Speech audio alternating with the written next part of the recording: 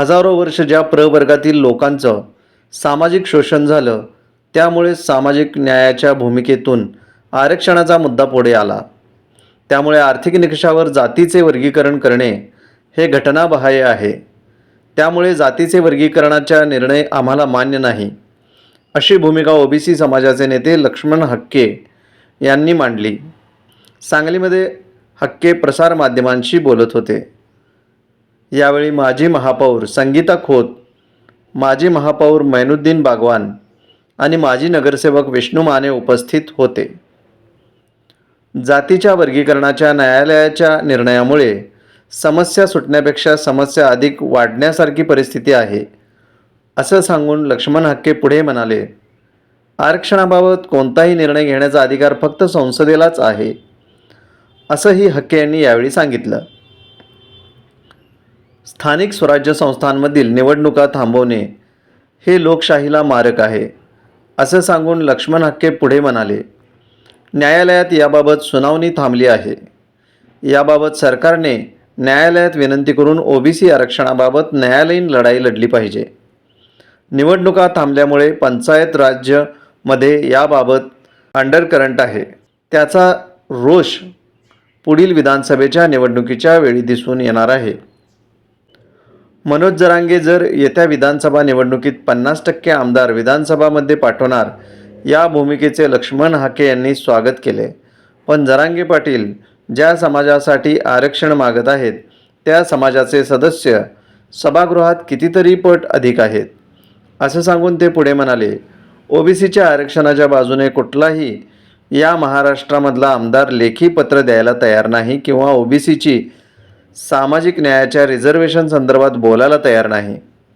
मग या सगळ्या लोकांना जर जरांगे पाटील पराभूत करणार असतील तर त्याला आमच्या शुभेच्छा आहेत, कारण ही माणसं पराभूत झाली पाहिजे, असं आमचंही मत असल्याचं लक्ष्मण हक्के यांनी सांगितलं. उपवर्गीकरणासंदर्भातलं जे काही जजमेंट आलेलं आहे सन्माननीय न्यायालयाचं, याच्याही पलीकडे जाऊन आम्ही त्यांनी जी क्रिमिलियरची जी अट्ट ठेवलेली आहे, या क्रिमिलियरच्या अट्टीचा आम्ही विरोध करत आहोत.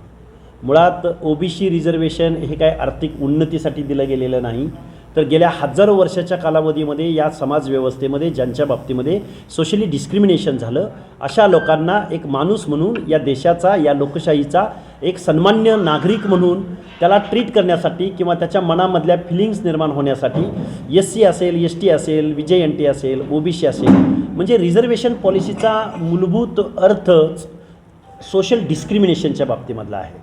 त्यामुळं आर्थिक क्रिमिलियरची अट्ट कुठल्या कारणानं लावली, ज्या पद्धतीनं ओबीसींना जी क्रिमिलियरची अट्ट लावलेली आहे हीच मुळात अन्याय करणारी गोष्ट आहे.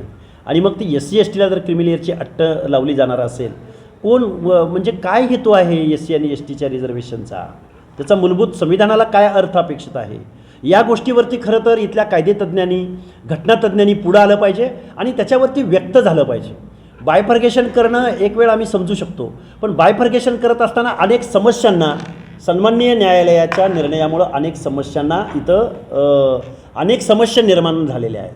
कारण एखाद्या लोकल बॉडीजमध्ये किंवा एखाद्या सेक्टरमध्ये जर रिझर्वेशन द्यायचं म्हटलं तर SC मधल्या कम्युनिटी किती आणि मग कुणाला प्राधान्यक्रम द्यायचा. एखादी समजा एक विधानसभेची सीट आहे आणि तिथं उद्या SCचं डिक्लेरेशन होणार आहे, तर मग SCचं डिक्लेरेशन होत असताना SC मधल्या कुठल्या कॅटेगरीला ती सीट सोडायची, याचा काय अजेंडा आहे. म्हणजे सन्माननीय न्यायालयाच्या या निर्णयानं प्रश्न सुटण्यापेक्षा प्रश्न निर्माण झालेले आहेत, असं माझं एक कार्यकर्ता म्हणून माझं ऑब्झर्वेशन आहे. त्यामुळे सन्माननीय न्यायालयाच्या निर्णयावरती बोलण्या एवढा मी निश्चित मोठा नाही, परंतु समस्या निर्माण होणार आहेत आणि घटनेचा जो मूलभूत अर्थ आहे त्या अर्थाव्यतिरिक्त हा निर्णय आहे, असं माझं मत आहे. हा निर्णय येत असताना बेला त्रिवेदी म्हणून यांनी जे मत नोंदवलेलं आहे, सन्माननीय राष्ट्रपतींना यामधले सर्वोच्च अधिकार असताना, सन्माननीय कायद्याच्या सभागृहाला म्हणजे संसदेला हे अधिकार असताना, सन्माननीय न्यायालयानं बायफर्गेशन आणि क्रिमिलियरच्या बाबतीमध्ये जो निर्णय दिला गेलेला आहे, हा निर्णय अनेक समस्या निर्माण करणारा आहे.